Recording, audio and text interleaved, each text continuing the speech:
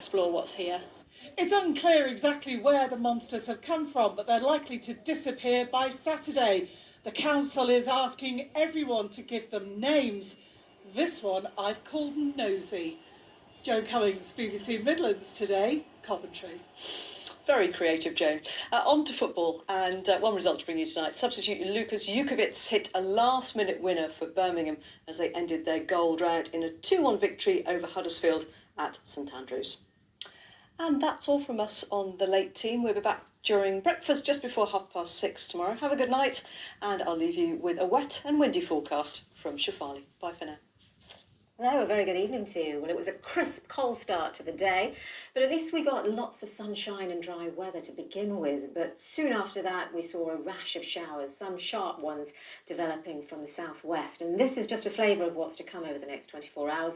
We've got this warning in place from 9 o'clock tomorrow morning, running until the end of Friday, and it's for Shropshire only at this point in time, but 30 to 40 millimetres of rain not out of the question, which could cause some localised flooding in that area. But there is a band of rain that's going to cover the entire region, that's moving in from the west towards the end of the night. For most of the night it's dry, it's clear, and temperatures still on the cool side, down to single figures of about 5 to 6 Celsius. And then the winds whipping through from the southwest is going to push that rain eastwards during the morning tomorrow. It'll be followed by a lot of cloud but dry conditions during the afternoon, with the odd shower here and there. But temperatures at least are on the rise, up to about 15 Celsius in the south and 16 Celsius by the time we get to Friday, continuing mild through the weekend as well.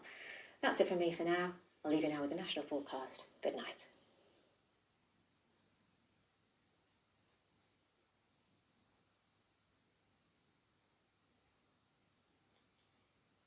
Good evening. No real sign of the weather calming down over the next few days. In fact, tomorrow is going to bring some heavy and persistent rain, courtesy of this area of cloud, a pipeline of moisture ploughing its way in towards the British Isles. That rain setting in through Northern Ireland, Wales, the southwest of England, quickly through tomorrow morning.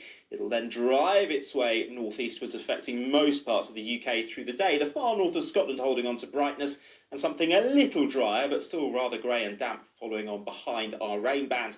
Another windy day, gusts of 40 to 50 miles per hour, but a mild one, that wind coming up from the southwest. So a different feel to the weather, with highs between 11 and 16 degrees. And Thursday night will be exceptionally mild for this time of year, but very cloudy, with further outbreaks of rain. That rain across southwest Scotland, parts of northwest England, Wales over high ground, falling on very saturated ground. So there is the increasing risk of flooding. But during Friday, the rain increasingly becomes confined to southern areas. Brighter skies further north, where it starts to turn a little bit cooler through the day. And then we get to the weekend, and here comes a deep area of low pressure. Lots of white lines, lots of isobars on this chart. So not only will it be wet, it will also be windy. Strongest gusts for exposed spots in the west. Could see severe gales in places, but even further south and east it will be windy with some heavy rain at times. That's all from me.